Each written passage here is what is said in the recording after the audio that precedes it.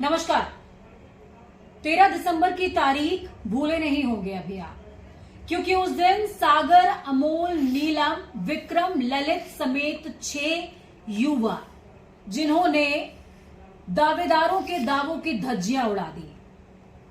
मैं ये इसलिए कह रही हूं, दावा था लोकतंत्र का, सशक्त लोकतंत्र के मंदिर का, सुविधाओं से लैस लोकतंत्र के मंदिर का, लेकिन दावे धराशायी हुए। लेकिन इन दावों के साथ बहुत कुछ ऐसा हुआ जो देश को शर्मसार भी कर रहा है। ये जानकर आपको हैरानी होगी कि इस घटना को 7 दिन बीत चुके हैं। न सदन के पटल पर गृह मंत्री अमित शाह की तरफ से किसी तरह का बयान दर्ज हुआ, ना ही कोई अफसोस। हां, ये तय है कि स्पीकर की तरफ से ये जरूर कहा गया कि एक कमेटी का गठन हुआ है, जो कमेटी काम कर रही है, और वो 6 युवा जिनके आगे पीछे का ज्यादा पता नहीं, कोई क्रिमिनल रिकॉर्ड नहीं, उनके ऊपर यूपीए लगा दी गई है। यूपीए एक ऐसा कानून जिसमें बेल नहीं होती, जो कि आतंकवादी घटनाओं से रिलेट करता है। कई ऐसे युवा इसमें जो कि ई रिक्शा चलाते थे, एक लड़की नीलम जो कि आईएएस की प्रिपरेशन कर रही थी। हमें सोचना होगा कि इस तरह के युवा इस तरह का स्टैंड लेने के लिए क्यों तैयार हुए। दूसरा सवाल यह भी है कि आखिरकार गृह मंत्री जवाबों से क्यों बच रहे हैं।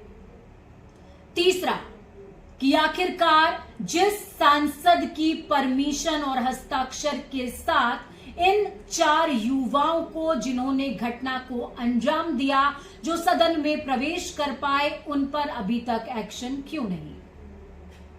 जी हां, ठीक समझ रहे हैं आप, प्रताप सिम्हा का जिक्र यहां पर मैं कर रही हूं, जो कि बीजेपी से मैसूर के सांसद हैं।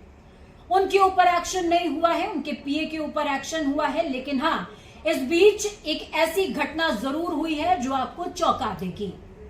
141 से ज्यादा विपक्षी सांसद जो कि लगातार इस घटना को लेकर हो हल्ला कर रहे थे, और कई तो ऐसे थे जो सदन में मौजूद भी नहीं थे, उनका निलंबन हो चुका है। इतिहास लिखा गया है, स्वर्णिम इतिहास। सवाल बहुत सारे हैं, और सवालों के साथ इस बात का जिक्र भी जरूरी कि क्या जिस लोकतंत्र के मंदिर का जिक्र सर्व सुविधाओं से युक्त होने का किया जा रहा था, वहां पर सुविधाओं में इतनी बड़ी चूक इतनी ही सहजता के साथ भुलाई जा सकती है, क्योंकि उन युवाओं के हाथ में स्मोक क्रैकर की बजाय एक हानिकारक गैस या आतंकी हथियार भी हो सकता था। अगर वो होता तो क्या तब भी हम इसी तरीके से सहजता से आज टेलीविजन खोल करके कोई और शो देख रहे होते, या बीजेपी स्तब्ध होती, या बीजेपी सांसद प्रताप सिम्हा की जगह कोई कांग्रेस, टीएमसी, सपा या किसी अन्य दल का सांसद होता, तो भी क्या बीजेपी इतनी ही शांत होती, या इन तमाम युवाओं में से घटना को अंजाम देने वाला कोई मुस्लिम होता, कोई अल्पसंख्यक होता, तो भी क्या बीजेपी इतनी ही शांत होती, तब भी क्या इतनी ही तादाद में निलंबन होते, तब भी क्या आवाजों को दबाया जाता। सवाल बहुत सारे हैं जिनके जवाब आपको खोजने हैं, क्योंकि हम सिर्फ तथ्य रख सकते हैं, जिम्मेदार आप हैं।